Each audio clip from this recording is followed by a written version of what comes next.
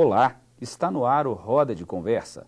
O tema deste programa é a organização do ensino e as práticas pedagógicas adotadas em sala de aula. Políticas públicas de educação têm sido adotadas para reverter o grave problema da repetência.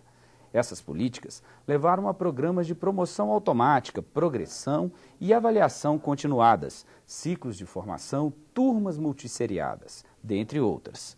O objetivo deste programa é promover um debate em torno dessas estratégias. É o que você confere a partir de agora no Roda de Conversa.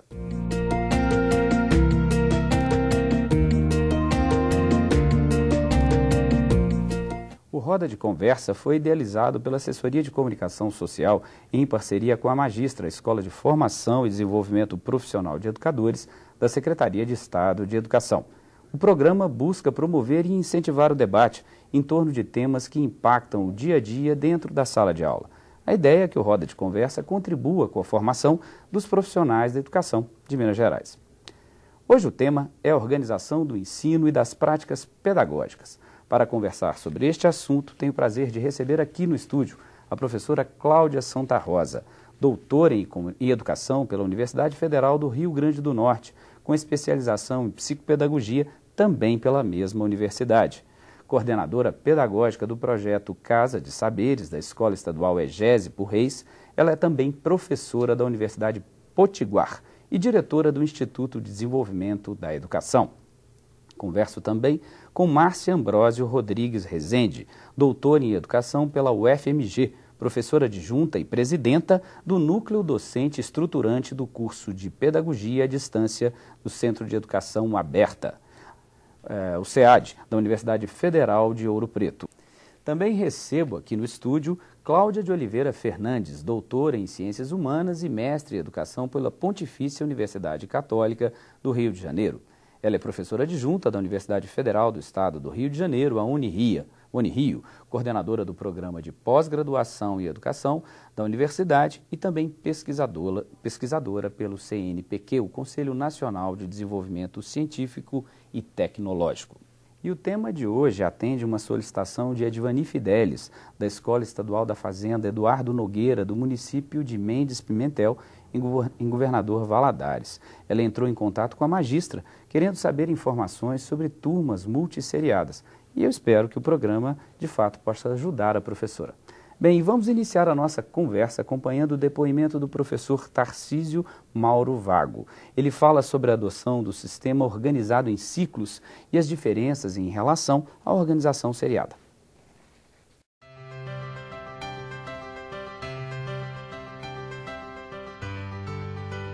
O século XX assiste à expansão desse novo modelo dos grupos escolares, não é?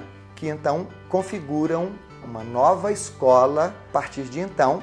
Dentro desse programa, agora os alunos são reunidos em turmas, de acordo com a idade, e com o programa de ensino está nascendo a seriação. Um dos critérios para reunir estas crianças é a sua idade. Idades homogêneas em uma mesma turma. Um outro critério é o do conhecimento. As crianças passam a ser, então, avaliadas em cada série para ver se poderiam ir para a série seguinte. Se elas eram reunidas por idade, a reprovação começa a mudar essa composição da turma. Esse modelo da seriação, ele atravessa o século XX, se afirma e é inquestionável até o final do século XX, quando então algumas perguntas começam a ser feitas. Nós precisamos reprovar as crianças a todo ano, submetê-las a uma avaliação que reprova? Nós poderíamos organizar o tempo da experiência escolar de outro modo, mais alargado? Será que as crianças precisam estar sempre na mesma idade? Será que elas não poderiam trocar experiências com outras idades? Será que não pode haver um intercâmbio maior, uma rede de trocas entre as disciplinas? Pensando em questões como essa, alguns educadores começam a pensar, não é, também em organizar a escola de modos distintos. Um dos motivos de se estruturar os ciclos foi esse: reconstruir os tempos escolares. Pensar ciclos com 2 anos, com 3 anos, até com 4 anos de duração, para que dentro dos ciclos não houvesse a retenção, a reprovação. Que as crianças pudessem seguir dentro desse tempo maior para ter acesso ao conhecimento que, às vezes, em um ano uma criança não está bem, mas no outro ela já vai, a turma também, coletivamente, vai crescendo junta. Eu considero a seriação um modelo que atravessou o século XX, mas que está hoje, na minha opinião, esgotado. O modelo da seriação não cumpre mais os desafios que uma nova organização de uma escola exige. É preciso, sim, superar esse modelo, porque ele me parece perverso com as crianças. É desrespeitoso com seus ritmos, é desrespeitoso com a sua própria singularidade no aprendizado. E o modelo dos ciclos, conquanto tenhamos problemas, bom, vamos sentar e vamos ver quais são os problemas colocados para os ciclos. Mas eu acho que eles se apresentam como uma alternativa muito interessante, com uma potência muito forte de organizarmos a escola de um modo em que as crianças não se sintam ameaçadas, que elas não se sintam constrangidas e, no mais das vezes, loucas para ouvir o sinal de ir embora.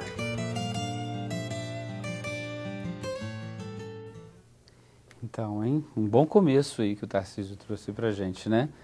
Estamos aqui abertos, professoras Cláudia, Santa Rosa, Fernandes, professora Márcia. Vamos ao nosso roda de conversa. Sim. Como é que a gente... Eu queria começar, porque a questão dos ciclos, para mim, é muito importante, né? Eu pesquiso há muito tempo essa possibilidade de se repensar a escola de uma outra maneira que não da maneira seriada, né? O professor Tarcísio, ele traz uma questão muito importante, me parece, que a escola seriada, ela teve o seu tempo, né? Digamos assim. Ela é uma escola que ela é gestada, ela é pensada a partir de uma sociedade que tem alguns valores que para nós hoje já são valores, e aí quando eu falo valores, eu falo também valores em relação àquilo que a gente acredita, né?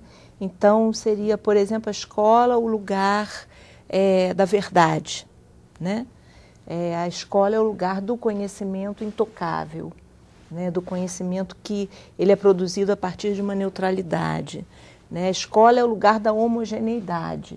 Então, todos fazem tudo ao mesmo tempo, todos têm que ter procedimentos iguais. Então, ela vai tentando homogeneizar e ela vai se organizando, me parece que a partir desses princípios, que são princípios de uma sociedade lá do século XVIII, XIX.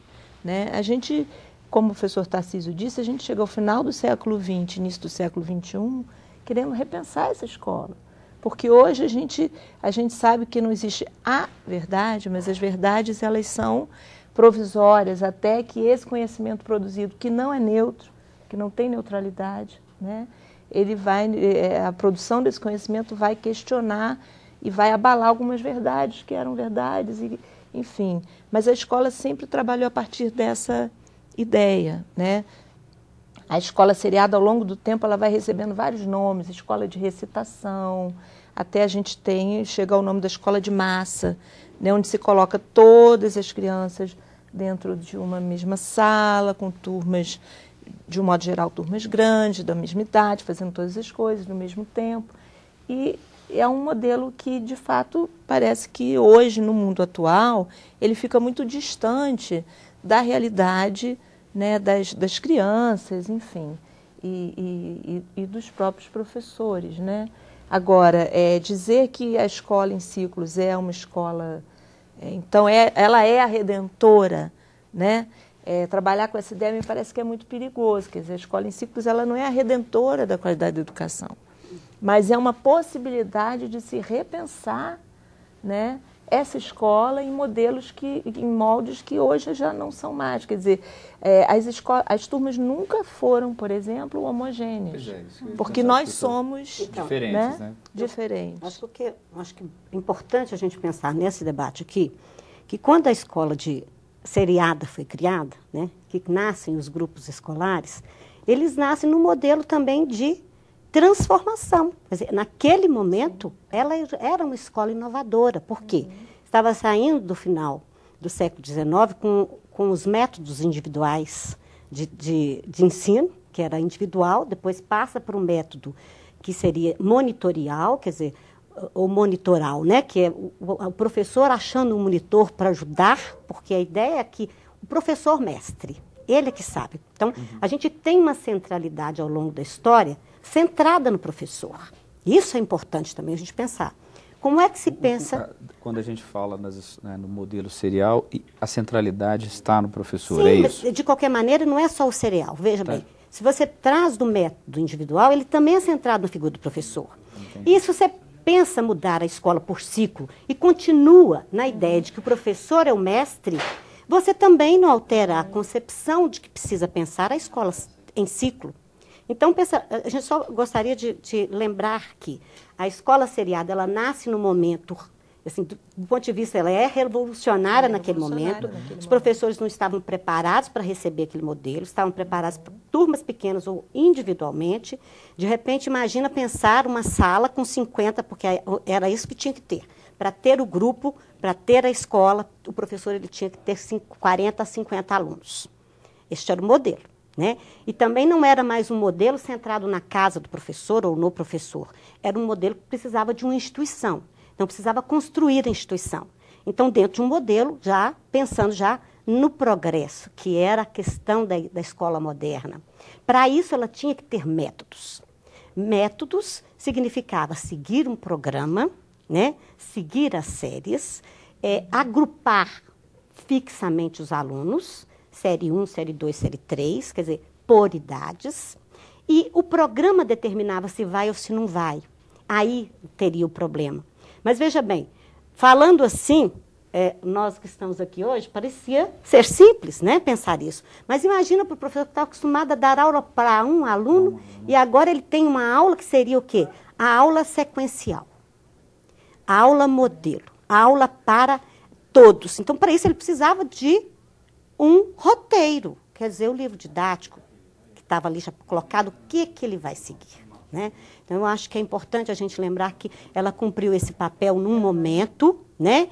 E que, a partir desse momento, né, digamos aí na década de 70, nós vamos começar a questionar esses modelos para dizer, mas para isso também nós tivemos uma história, talvez você possa estar colocando mais alguma situação nesse modelo. Eu penso que esse debate não é extremamente pertinente, a gente pensar por que hoje discutimos a necessidade de repensarmos a organização dessa escola. E aí me parece importante, não é, refletirmos sobre a escola que não tem dado conta do seu papel principal, da sua função social, porque a qualidade da escola ela é questionada, não é? Nós estamos num século que a sociedade espera respostas de uma escola que insiste em se organizar num modelo que foi estruturado há 100 anos. Não é? Então, é preciso desconstruirmos a ideia de que todas as escolas precisam se organizar do mesmo jeito, que o professor tem que estruturar a sua prática pedagógica do jeito que o outro estrutura de norte a sul do país, não é? Pensando em Brasil, e que as realidades elas não estão para, de certa forma, orientarem o jeito de fazer a escola, o jeito de pensar a escola, de organizar essa escola. Então, acho que a gente começa um século discutindo essa escola e buscando alternativas para reestruturá-la. Então, a proposta de ciclos atende, né, eu concordo com a professora Cláudia Fernandes. Certamente não será a solução para todas as questões, não é, colocadas hoje, que faz a gente questionar a qualidade da escola. Agora, também não é verdade que tenhamos que insistir com o modelo de seriação que foi hegemônico e que surgiu num instante que era colocada a demanda para a escola do professor poder chegar ao mesmo tempo a 50, não é? Isso é uma tecnologia maravilhosa você pensar que o professor que antes chegava apenas a 1, 2 discípulos, não é? De repente pode chegar a 50 ao mesmo tempo. E aí a gente andou 100 anos. Isso, do ponto de vista político, é um ganho para, né, a sociedade. Isso é uma... É positivo. É positivo, claro, com certeza. O objetivo de garantir acesso, ainda que... Né? Sim, e aí, só para complementar, a gente, me parece que andou aí 100 anos, um século pelo menos, não é? Para pensarmos que é uma ilusão achar que esse mestre chega ao mesmo tempo para 50. Ele não chega. E aí entram as questões todas que nós nos debatemos, ligadas à qualidade, porque todas as crianças nem todas as crianças aprendem, não é? Tudo que o mestre deseja que ele aprenda. E a necessidade da gente repensar essa escola, não é? Trazendo proposta de ciclos, de salas multisseriadas, enfim. O professor Tarcísio fala que o modelo serial, né, ele é bem forte a expressão dele, né? Ele está finito. Vocês concordam com isso? Assim, pensando, sobretudo no Brasil, com a complexidade que é o nosso país, a professora Cláudia Santa Rosa falou da diversidade que temos. Vocês acham que esse modelo está extinto, ou há que se avaliar, há que se conjugar, né? Há que se conversar modelos diferentes? Qual que é a avaliação de vocês? Eu acho que extinto ele não está, do ponto de vista de que ele nos habita. Né? Ele é parte, então, constituinte nossa. Ele é parte constituinte da nossa identidade, da identidade da escola. Ele é muito forte na cultura da escola. Por isso é tão difícil mudar. Por isso é tão difícil romper com algumas máximas e algumas crenças que são dessa escola seriada. Quer dizer, eu acho que quando o professor Tarcísio fala, é porque é um modelo que findou. Quer dizer, o que ele tinha a nos oferecer, ele cumpriu um papel, mas hoje ele já não dá mais conta, né? Então, por exemplo, eu vou dar um exemplo que é quando se implanta ciclos, há uma questão que é muito forte, que é relacionada à questão da avaliação. Isso, né? Então, quando você pensa na aprendizagem ao longo de um tempo mais estendido, né, dentro de um ciclo, é óbvio que naquele período, ou talvez ao longo de todo o ensino fundamental, por exemplo, não se tenha a reprovação.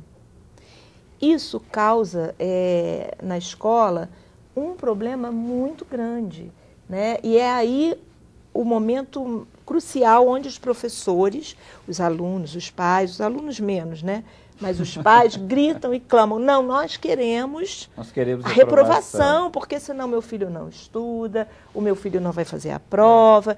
Isso faz parte de uma lógica, de um pensamento que vem com uma crença muito forte de que, várias crenças, né? Uma primeira crença seria assim, a escola que não reprova não é uma escola séria. Por quê? Porque a escola está toda montada dentro de uma lógica da escola seriada, que para ir caminhando, para ir passando de um ano para o outro, eu preciso ser aprovado ou reprovado. Porque o centro é a figura do professor e é o programa. Quer dizer, o professor planeja a partir Desculpa te interromper um pouquinho, nós vamos voltar nesse tema, porque senão nós ficamos com o tempo. A gente vai agora para um rápido intervalo, mas eu prometo, a gente volta se a escola séria é essa que aprova ou que reprova. Daqui a pouquinho a gente está de volta.